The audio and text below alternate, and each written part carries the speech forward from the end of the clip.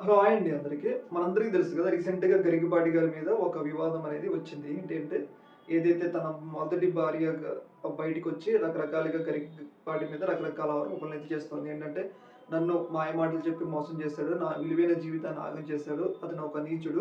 ఆ నీచుడి పేరు నేను కూడా ఎత్తను అని చెప్పేసి ఆమె తీవ్ర స్థాయిలో 'గరికపాటి' మీద విమర్శలు చేస్తున్నారు.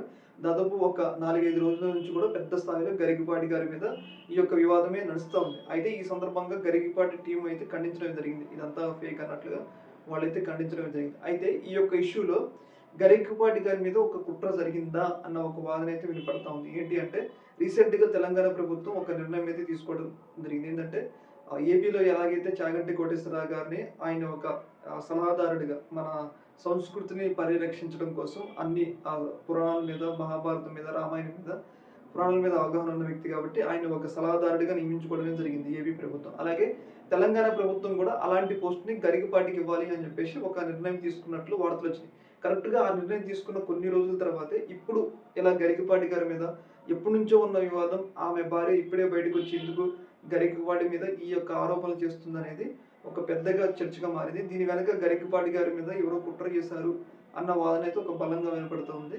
ఏదేమైనా గానీ ఆమె కరెక్ట్‌గా ఆయనకి పదవి ఇవ్వాలనుకున్న సమయంలో ఆయనకి బయటకి రావడం అనేది ఒక పెద్ద ఇష్యూగా మారింది. ఈ యొక్క ఇష్యూ మీద మీ యొక్క అభిప్రాయం తెలియజేయండి. ఒక మినిట్ టైం